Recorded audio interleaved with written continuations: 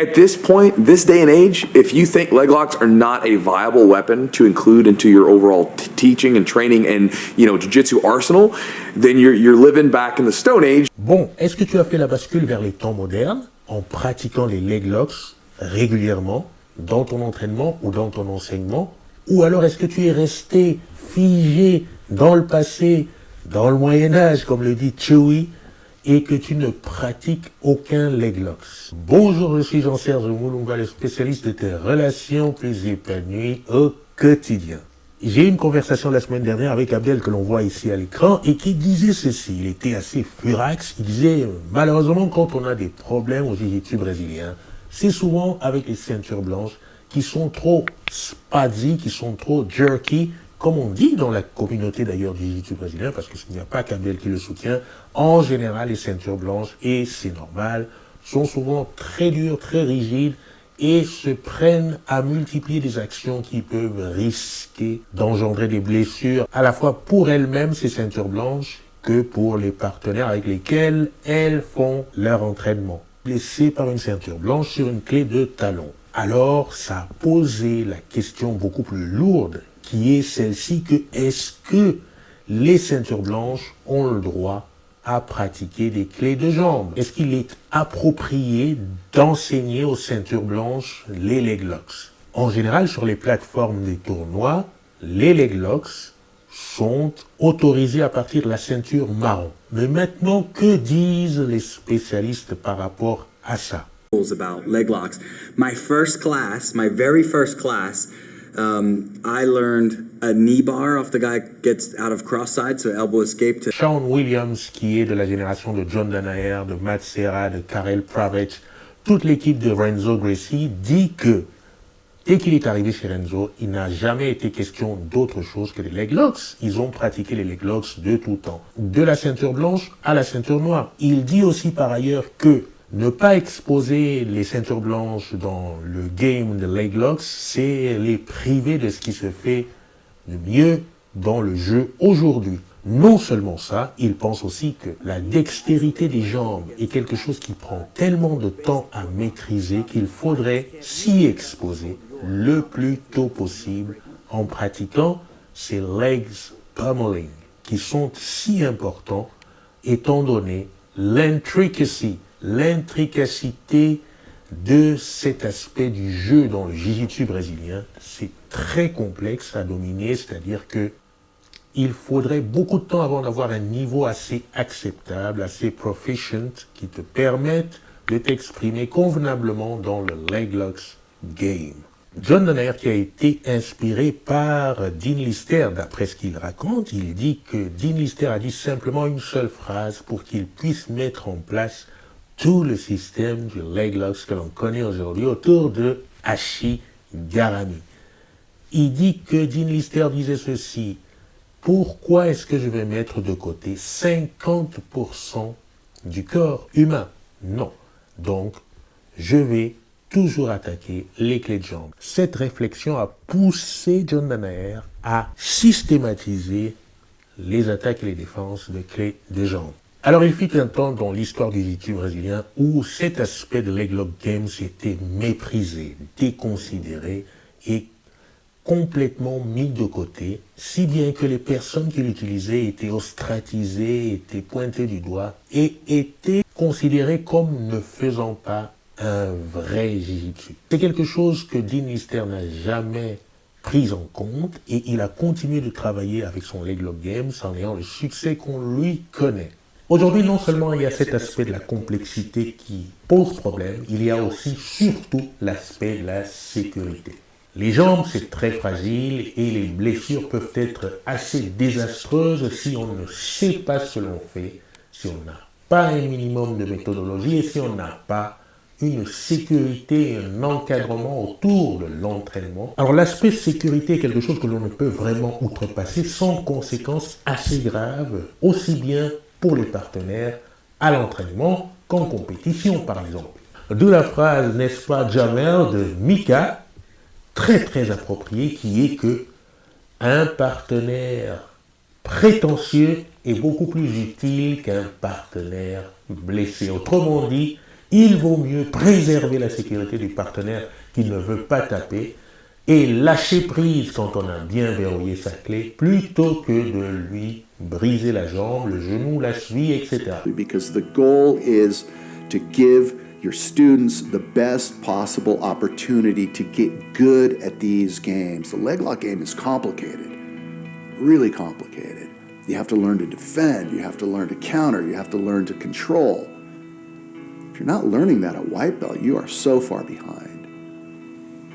And look, if you're a student and you train at an academy where they don't allow footlocks, I'm not telling you need to go find a new environment. I'm just telling you that you need to understand that you're getting behind. You're falling behind in an aspect of the game.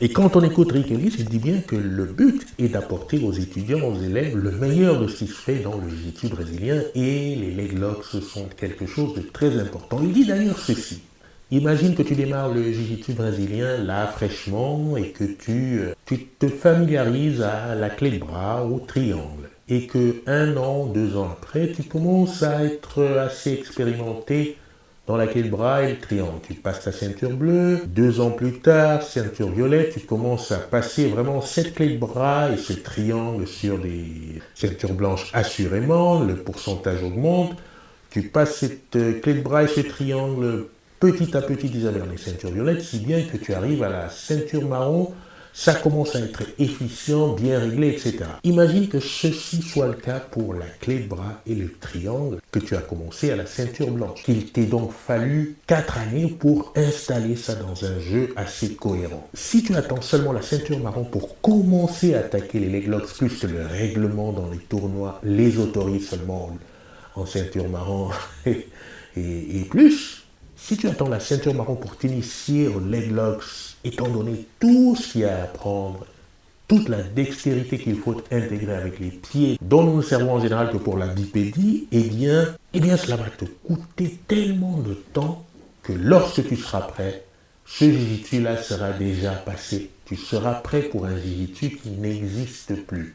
Alors il ne dit pas que ça, il y a le problème évidemment de la méthodologie, du cadre. Il faudrait qu'il y ait une méthode efficiente avec des positions claires, un lexique bien détaillé, précis, qui te permettent de te familiariser avec ce qu'il y a de plus pointu dans le système en connaissant les positions de sorte à être complètement à l'aise avec son propre physique, mais aussi à l'aise avec l'idée du contrôle. Parce qu'avant tout, les leg locks, ça commence par un contrôle. Et le contrôle doit être bien appliqué, bien apprécié. Si la méthode d'entraînement est précise, avec un cadre ordonné, si les partenaires sont éduqués, formés à être de très bons partenaires qui savent manier à la fois le feedback et la prévention, eh bien on peut s'attendre à ce que les résultats soient spectaculaires, non seulement pour les étudiants qui s'exposent au leg locks game et qui souhaitent progresser, être à jour avec ce qui se passe au plus haut niveau international aujourd'hui, et on peut s'assurer aussi surtout qu'il n'y ait aucun blessé. Il dit par exemple Rick Ellis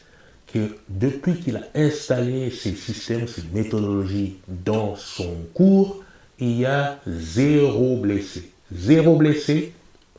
Pourquoi?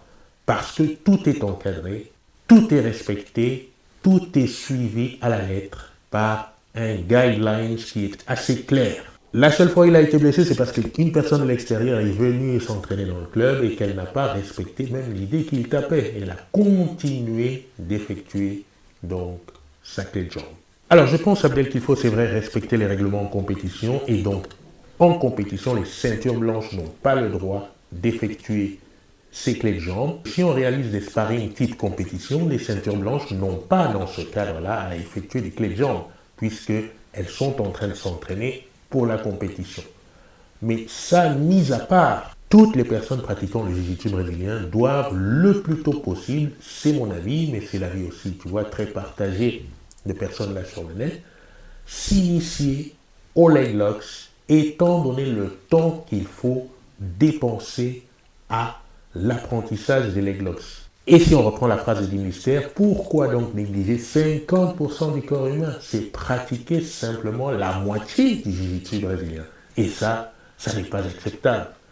Alors, ce qu'il faut pour ça, c'est qu'il faut d'abord une très très bonne théorie. Très bonne théorie, celle qui se fait au plus haut niveau, la meilleure des théories qui soit. Il faut ensuite une méthodologie très très appropriée qui permette d'apprendre, d'enseigner dans les conditions les plus sécurisées possibles, mais ensuite il faut des partenaires éduqués et suréduqués à être de très bons partenaires à l'entraînement. Avec tout ça, en avant, les leg locks, et surtout n'attends plus, sinon tu seras en retard en compétition. Moi je te dis à la prochaine vidéo. Salut, c'est Jean-Serge Moumba, le spécialiste de tes relations plus épanouies au quotidien. Voilà, c'est la chaîne JSM Instant. Sache que tu peux la soutenir de plusieurs façons. La façon qui te convient le mieux, bien sûr. Le moindre soutien sera très très apprécié. Tu as PayPal, tu as la boutique, tu as aussi le Tipeee. Tu peux faire un don qui te convient et ça sera le bienvenu. Et je t'en remercie d'avance. Tu peux aussi, évidemment, partager les vidéos autour de toi, partager le contenu à des personnes pour lesquelles tu penses que ça peut être très utile. Voilà, je te dis à la prochaine vidéo.